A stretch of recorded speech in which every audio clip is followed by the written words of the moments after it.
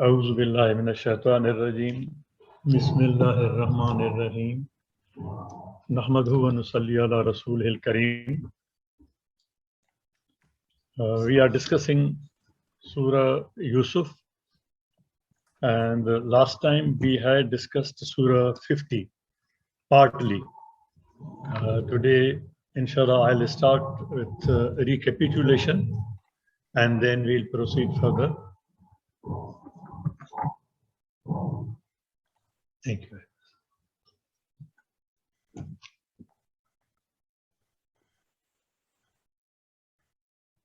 This was the ayat which we had also discussed along with ayat 50. So we had discussed, in fact, ayat number 31 and 50 together. I'll just remind of some of the important points and the words which we had discussed, and then we will resume the regular discussion. Along with that, I this time, with your permission, want to raise certain questions myself. As you ask me questions, I'm going to raise questions with you, and I'll leave it to you to kindly find the answers. And if there are no answers, then at least find more questions so that we can discuss it further, and it will help me to understand it further. It is mutual that we discuss with each other and we try to clear our concepts. These are new things. These have not been discussed earlier. And you can have your own research, your own opinions. Last time we had seen that not only Zulekha, but the Niswat, the cougars of the city, they also had some plot for Yusuf alayhi salam. They had also schemed and they had also plotted something against Yusuf alayhi salam. So that is why here in this ayat 31 tells that when Zulekha heard about it, came to know about it, Samyat, the plots of the other cougars, then she invited them and she made arrangements. She got the arrangements done for their seating arrangements in such a manner which were required for that floor show, sort of a floor show. That Yusuf alayhi salam was to be called to the floor, and they would be sitting around, reclining with their backs, with the coaches. She got it arranged. Word has been used, and she delivered something personally, and for that word atat has been used. There's a difference between atadat and atat. She got these arrangements done, but so far as Sakinan is concerned, she delivered herself personally to each and everyone. Kulla wahidatan. To everyone she gave it personally. There was something which she gave personally, and that is called Sakinan. And one of from the root, it means something which tranquilizes. And then she calls Yusuf alayhi salam, he comes in, and then the first immediate thing which could have been attributed to the cutting of hands, if the hands were cut, then on the sight, on seeing Yusuf alayhi salam, they should have cut, but they didn't. Here the first reaction was, for Lamma, when he came in, he appeared, they examined him, they viewed him, they saw him, and it takes some time to examine that how he appears, how beautiful he is, things like that. For Lamma Rayanahu, they saw him, they examined him, they viewed him, and then this is something psychological. Akbarnahu, they amplified him, they magnified him, they praised him. In wooing somebody, in seducing somebody, this is one of the weapons which is usually used. That people start praising, oh, you are looking so beautiful, you are so nice, your appearance is such and such. They started praising. Now, till then, these three things have happened. They have not cut their hands. And then it doesn't say fa katana, It's not consequent to all these actions, but it is just that another thing happens. They withdraw their hands. They sever their hands from this drama. They separate themselves. And then they again start praising him that he doesn't have bashariyat. Word bashar has been used. He doesn't have the bashar's carnal desires. He doesn't seem to be bashar. Word insan has not been used. And then they said he's like an angel. So this was the background which we had discussed. And I have explained these terms, that what is the significance. There is one more term which we had not discussed there. In this ayat it says, when this happens, and they withdraw this from this drama, فَذَلِكُنَّ الَّذِي. What is the meaning of this? Usually, mostly, it has not been translated. فَذَلِكُنَّ.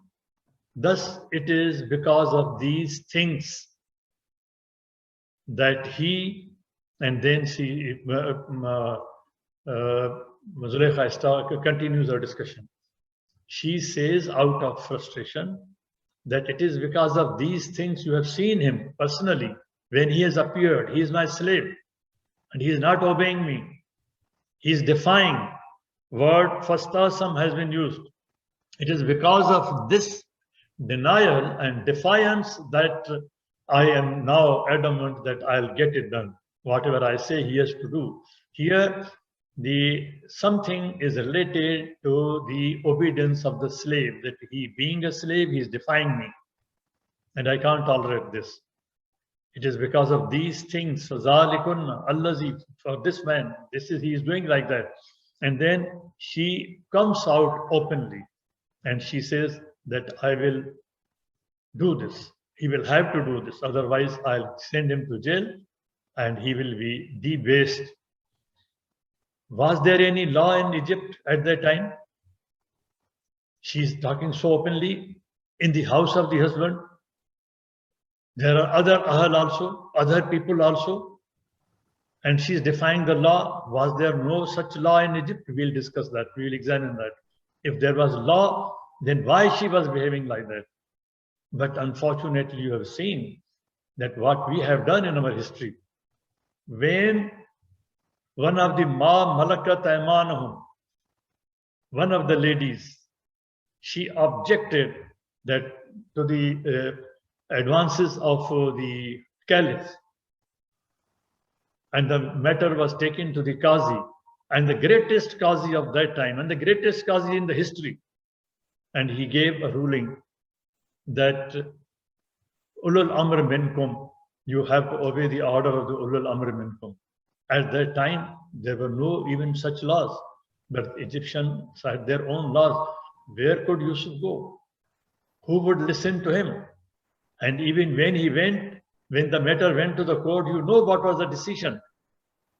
Who was going to save him? Even if the law was there, but we'll see whether there was a law there. But what was the problem, real problem? On that I'll be asking you questions. That why all this was happening? What is the meaning of this Fazalikun Allazi? I've made some pointation to that. And then we have also seen that it was on the basis of the ayat, the exhibits, that Yusuf alayhi salam was punished, not on the basis of evidence, ayat. I had explained that some time back, and this ayat we had discussed. It is in that background that I have mentioned something, some of the points, and then I had also pointed out the difference between different terms which used here, like in the beginning it says kal, then it says makr, and then Yusuf alayhi salam is calling it qaid. Qaid is something more serious than the makr. It is a trap. It is more vicious. And Yusuf alayhi salam is calling this plot as a qaid. It's a trap. It was to trap Yusuf alayhi salam. And look at the character of Yusuf alayhi salam. That he continues to remain sincere to the family, to the ahl, to the bayt, where he was brought up in a specific period of his life. He's still sincere to that house. And how he's sincere to that house? You remember that when the first incident took place, Yusuf alayhi salam was asked by Aziz that ignore this thing. Whatever she has done, ignore it. And in the second petition, jail petition, which has now gone to the king, he has not mentioned anything about Zulekha. He is not blaming her. He is not referring to that incident. He has referred to the case of the cougars, the women who had now joined that tribe. Otherwise, he has not raised any question against Zulekha. He has not raised any point pertaining to his stay in the house. And he has not even raised any point against his punishment, because that will open that case also. He has not opened that anything. He is simply talking about the things which relate to the group. And it was the king who had called Zulekha along with other cougars. Otherwise, Yusuf alayhi salam did not raise any question about her. Instead of raising the points of the level of trial court, Yusuf alayhi salam has raised here something which a great attorney can perhaps think of, that he has raised something which is much above the level of trial court, and he has directly gone to the Supreme Court, and he is asking the king, the Privy Council, he is asking that to look into another aspect of the case which has not been investigated, the case of the group of the women. And these are the points on which I would like that you may kindly go into these. And then Yusuf alayhi salam, in his jail petition reference, has not made any request or mercy petition. He doesn't say that forgive me, remove my punishment. He has not made any mercy petition. He has not made even an appeal. He has not made even a request for review. These are different things: review, appeal, mercy petition. He has not made any such request. He simply wants to look into another aspect of the case, which is a matter of law at the level of the higher court. Now, before we proceed to discuss third trial of Yusuf alayhi salam, here are some of the questions which I want to place very humbly before you to kindly look into that. Zulekha is wife of Aziz, yes, but there are very important questions. In this entire discussion, in all these episodes, word Zoja has not been mentioned. Neither Zojatun nor Zojun, nor for Zulekha, nor for Aziz. Why? Imratun has been used, not wife. But Zoja has not been used for Zulekha.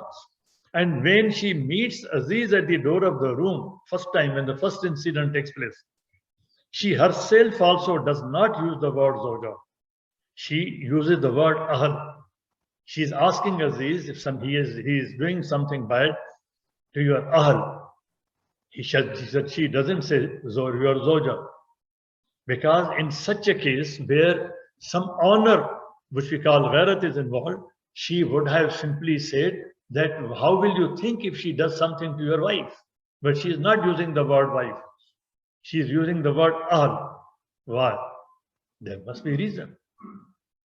Zoja is not used and she is using word Ahl. And as we go further, Aziz is a title and Imratan is also a title. Quran is not using the name of Aziz. Why? In Torah, his name is mentioned, but Quran is not mentioned the name of Aziz. Why? And Quran has not mentioned the name of Zulekha also. And what is the name or meaning of the name of Aziz, otherwise his real name in Torah? And what is the meaning of the name of Zulekha? And why these names are not being used, although repeated? Imratan, Imratan. Aziz and Zulekha have been mentioned by their titles, not names as are submitted. The phrase, the one who had purchased, I'll show that ayat. There also Allah subhanahu wa ta'ala doesn't say that Aziz purchased him, he purchased him. or his real name he purchased in Allah subhanahu wa ta'ala, the one who purchased Yusuf alayhi salam in Misr. Why this cover? It's not a cover. There is wisdom in that. There is a meaning in that. Great meaning in that. We have to understand that thing. Signifies that Yusuf alayhi salam was his personal property. Besides Zulaykha, in the house there were other Ahl also. What was their position? And she is also Ahl. If there are other Ahl, but these were Ahl of Ahl. They were Ahls of Zulaykha. The Quran tells that she made Sayyadaha at the door when she meets Aziz. She doesn't say my husband. What Zojun is not used. She says Sayyad. She is calling her husband Sayyid. And Aziz is calling her Imratan, not Zojatun. Quran doesn't use that word. These are the words in Ayat 25. What was the moral code of the Egyptian civilization at that time that she was doing it so openly, defiantly, nushuz, she was committing nushuz.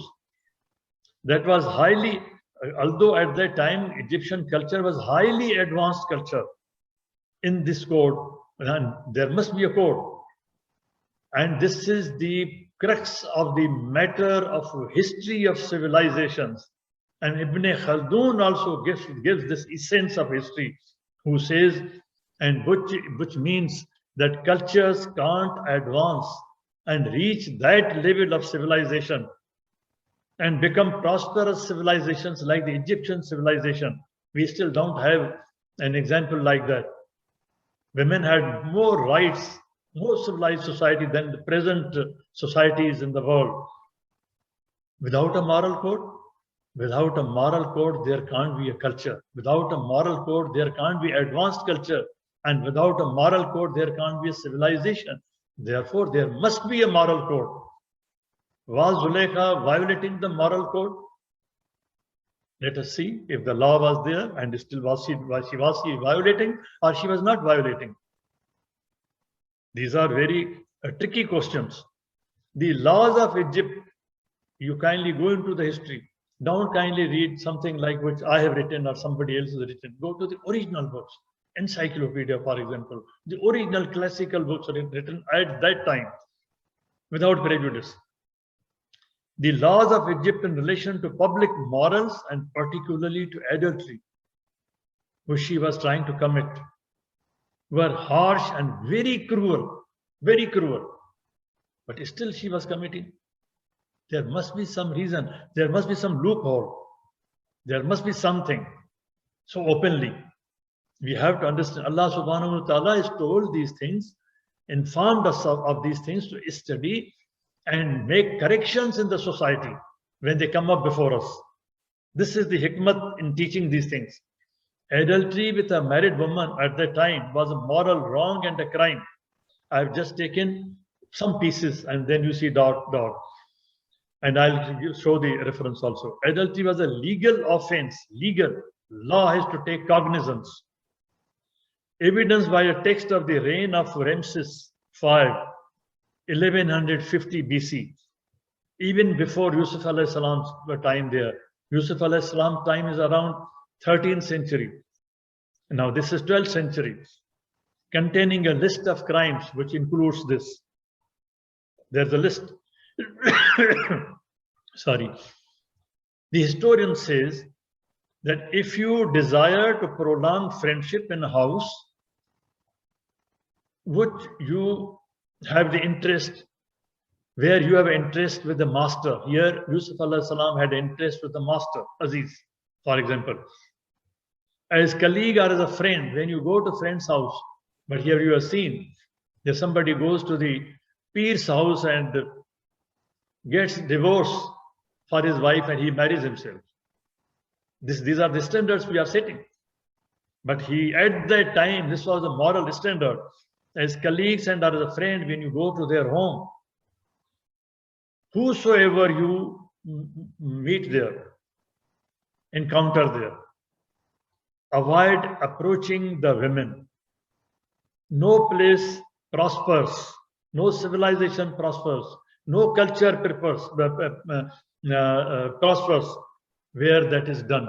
This is the moral code which an author, scholar of that time, is quoting in the annals of history of Egypt at that time. The story, for example, another story, another scholar has quoted, where somebody, the names are also before you, committed this offense and he was given to the crocodile. This was the punishment. And the woman was burned alive. These were the punishments. But still these things were, there was an effort on the part of Zulekha. Why? This raises the question. Why? 6 Morals and the Law in Ancient Egypt and Babylon by James Bronson Reynolds. Kindly read his book. Then we come to this. I have to examine the background. What is the problem in the entire situation? Last time we have discussed the medical problem of psychological problem of Zulekha. This time we are going slightly into specifics of the social problem within the family and there around her. As I pointed out, here Quran is telling not the name and not even the title, but says that one who had purchased him. Who? Wakala allazi ishtarahu, who purchased him. Who refers to Yusuf alayhi salam. Min Misr. Why Min Misr? Because in the meantime, the Torah tells us that he was taken out from the well. He was sold to some other people, some other tribe. Midians sold him to Ismailites, and from there he was brought to Egypt, and in Egypt he was bought by Aziz. So thereby, that is why Mim Misr has been used here. That this is the point of history when Yusuf had already arrived in Misr and he was purchased by Aziz in Misr. But there is other point which I am going to emphasize. This is just the background. Le imratihi, not name. But here Allah subhanahu wa ta'ala is just mentioning the title of the woman that he was purchased by someone who brought now. He has brought his Yusuf to his home. Ishtarahu, he purchased him. And then imra'atihi, here who belongs to whom? Who belongs to Aziz or who belongs to Yusuf? In my opinion, in my humble opinion, as Ishtarahu, who belongs to Yusuf, here who also belongs to Yusuf. But it all depends where we place the comma. We place the comma, after Qal, or we place the comma after Ishtara, or we place comma after Imratihi, or at other place. But in my humble opinion, it pertains to both the places who pertains to Yusuf alayhi salam. Why? Because of the use of the word Imratan. And here Imratan has been used not as Zoja. It has a significance of the title. I'll show that. Here he is being handed over to that woman as a foster mother, as a mother queen, as a queen mother, that I have bought this precious boy for you. Now you have to foster her. You have to take care of her. You have to train, you have to take care of him. You have to train him. You have to raise him. We are going to make him our son. He is referring in that context to this and using the word Imratan. And Imratan has the meaning of a foster mother also. I'll show that. Wa akrami, give him respect. And maswahu, here who again pertains to Yusuf alayhi salam. And because of the use of word maswa, the meaning of the Imratan here becomes foster mother, one who looks after. I'll show all these words. Imratan here along with maswa, and these 3 times ho who pertaining to Yusuf alayhi salam.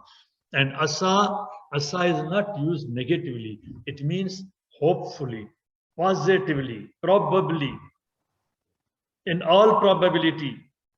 Allah subhanahu wa ta'ala, he is telling that at that time, Aziz meant that hopefully in such a manner, in such a manner, raise him in such a manner that he becomes beneficial. We get benefit from him and we adopt him as a son. These are the instructions which is given to that woman, not just as wife, as the person who is already responsible for some management, for some administration. And this word imratan as is used for a woman who is in charge of administration. I'll show all these things. Asa means he had already in mind. He was near to doing. Eagerly he desired that he should be adopted as son.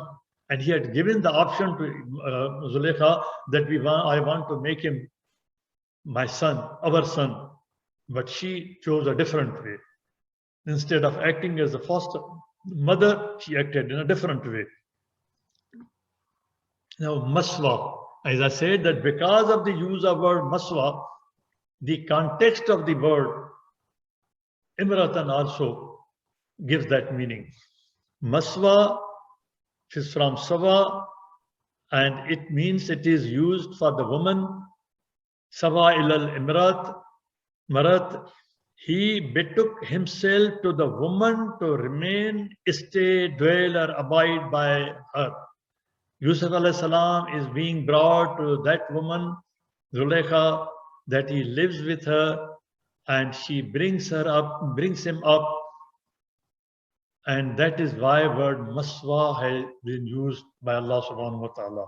Maswa is not just dwelling, not just residing. It is residing where you are in the charge of a woman who is looking after you, raising you, rearing you, caring for you. All these meanings are involved in that. And this is from Len's lexicon. And then other dictionaries here also.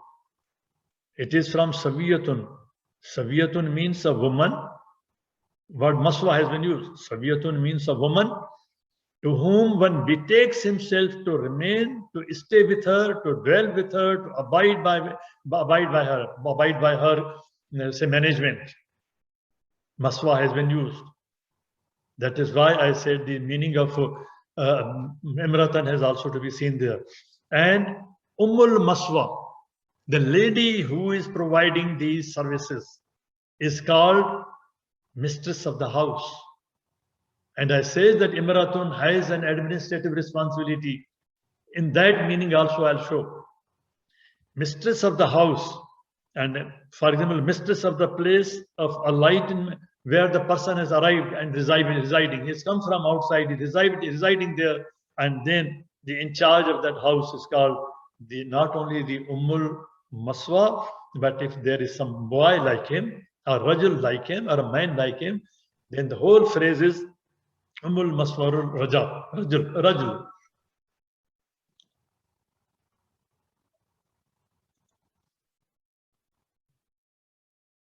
Here, something very subtle. In this ayat 23, wa rawat who pronoun, who, allati pronoun, huwa pronoun, bet ha pronoun. Why Allah subhanahu wa ta'ala is saying that Yusuf alayhi salam, when he was with the lady in her house, the simple meaning is that Yusuf was with Zulaikha. It's very simple, but why Allah subhanahu wa ta'ala is using 5 times pronoun in the same segment, little part of the ayat, who, allati, huwa, ha, focusing on the lady, on Zulaikha. He was in the house of that lady and she was seducing him. He was in the compartment of that lady, Baitha. He was in the quarter of that lady. It must be a bigger condominium, something like a condominium, enclave. And in that she had a house. And he was in the house of that lady. There were other people also. But Yusuf alayhi salam was brought by Aziz and given in the charge of that lady. Yusuf alayhi salam was not living in the servants' quarters, not in the prisoners' quarters, not in the slaves' quarters. He was in the house of the foster mother who had to look after him as a foster mother in her house. Aziz was so kind to him, and that is why Yusuf alayhi salam says that I cannot commit anything against my master who has provided me this maswa.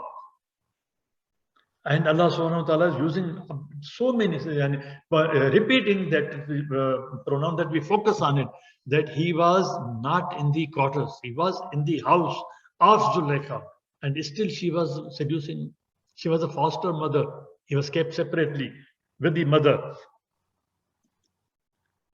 I've already mentioned this. Now I'm raising these as questions to you, that you have to find the answers to these questions, that is still why it was happening like that. Now, Imratul Aziz, title. Why title? Why not names? I've raised the questions. And then if you want to see that what is the meaning of Imratan, Imratan does not always mean Zoja. Yes, it means wife, but not always. And in this ayat 41 of Surah Al-Baqarah, 102 of Surah Al-Baqarah, at one place, both these words are used. It means they have different meaning. They could have different meaning. In this word, al-mar'i wa zawja have been used together. In one here, zawja means wife, and mar has been used for the man. Mar has been used for the man, for the husband. Such a contrast. So Imratan does not always has the meaning of zawja. Some lady who is in charge with administration. Sheba, when Hudud brings the spy information about her, word Imratan has been used, but doesn't say that she was married or not. But word Imratan has been used that there is a lady who is ruling. There is a lady who has the authority of governance, administration. Imratan has been used. Here word Imratan has not been used as Zoja, as wife. Before you, ayat is before you. And Imratan, when you make a contract, you make two ladies of your own house who are concerned with the matter as witnesses. Here it does not mean that you necessarily make your wife as the witness. Imratan does not necessarily mean who are concerned with the administration. And then pertaining to Maryam alayhi salam, Abu ke Imran, and contrast with father and mother as mother.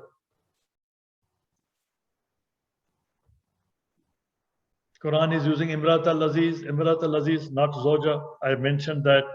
Imratan I mentioned. And then at some places, Imru has also been used not only as female but as male, as man. These ayat are before you.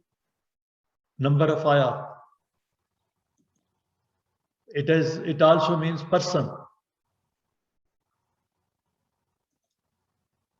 And now I come to explain, point out that what is the significance of using Imrat. Imratul Malik, Imratul Aziz. And Aziz is a title. Some people have translated it as king. Some people have translated it as wazir. Some people have translated it as administrator, some different term. But Torah has used a specific designation. I'll come to that. Imratul Malik, the lady of the king, first lady. When you say Lady Bush, it has a different meaning. And when you say lady of the president, it has a different meaning. And at that time, these are the words from history, women as queens and mothers Mother queen and queen mother, there's a difference. There were two roles, and I'll show that also. They were performed by Imratul Malik. Throughout Egyptian history, the role of queen as mother, Imratul Aziz as Imratul for Yusuf alayhi salam, as mother queen, and therefore as a symbol of power of creation and so on. For royal women, this was used. There is one lady in Egyptian history. There are many rulers in Egyptian history who were ladies, Cleopatra, but one lady, Hatshepsut, she ruled for a very long time and very powerful lady. She did not rule as a queen. She ruled as Pharaoh. She ruled as Pharaoh. She took over the powers of Pharaoh and she ruled as Pharaoh. This is quoted in the 15th century. This is the period around that era, from Yusuf alayhi salam to Musa alayhi salam, in between. Was such a system operating in the world where the Imratul Aziz or Imratul Malik, such designation was used? Yes. In Khilafat Usmaniya, yes. In other kingdoms, yes. In other empires, yes. In Mughal Empire, yes. Begum means wife. You know that. Begum means wife. And Badshah Begum means Begum of the Badshah. But when it is used with the title, then Begum does not mean Zoja. Begum does not mean wife. Begum means a title. Badshah means a title, king. Begum Badshah, for example, here means the lady, the first lady of the Mughal Empire. And surprisingly, not surprisingly, but historically, for example, Jahan Ara Begum, daughter of Shah Jahan, was the Badshah Begum. But was she only the lady, first lady? She was the only person who was given this title? No. Shah Jahan's daughter, Aurangzeb's sister, Badshah Begum, Imratul Malik, Imratul Aziz, sister of Aurangzeb, Zainab. She was given the title Badshah Begum, and then so many other daughters, mother, and in the Khilafat Usmaniya also even mothers. It's a title. When Aziz is talking to Imratan, his wife, he is talking an Imratahu. He is pointing out to her as the mother, foster mother, who has to look after the administration. Now, who is Aziz? The story of Aziz, Torah, ayat 37 in Genesis, chapter 37, and ayat 12 to 36. But I'll quote only two. One says, I've already mentioned that he was sold in Misr by the tribes.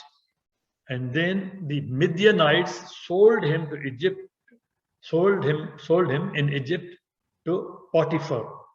This is the name of Aziz. This is the real name of Aziz. Aziz is the title. But why Potiphar has not been mentioned in Quran, not by name? There's a reason for that. An officer of pharaohs and captain of the guard. He was like Janissaries, like Mamluks, like Aghas. Agha is a title. Agha was the title of the eunuchs of Khilafat Usmaniya. Agha Bashir, one of the most powerful eunuchs, in charge of the guard of the palace. He was the chief of the guard of Pharaoh. This is ayat 36 of chapter 37 of Genesis of Torah. Why his name is not mentioned? Why is he not mentioned by name? Potiphar means he who has been blessed by the sun, Ra. In my book, The Gateway to the Quran, I've explained the Egyptian religions at that time. And this was one of the cults. They attributed it to the sun. And then ultimately the Pharaoh had taken over himself as a divine. But before that, they used to believe that their divinity comes from the sun. So here, Allah subhanahu wa ta'ala is not using his name as the one who is blessed by the sun. Sun Baksh, Suraj Baksh. He's not using that name. He's using the title. Potiphar was captain of Pharaoh's guard. And he was a eunuch. How we know that? The history tells us. In ancient Egypt, court officials were often castrated. He was castrated. We find in Khilafat-e-Usmaniyah, in many other Muslim caliphates also, that the slaves were castrated as eunuchs. They were kept in the palace. He was castrated. And that is why Zulaykha was frustrated also, because of, besides her own psychological problems.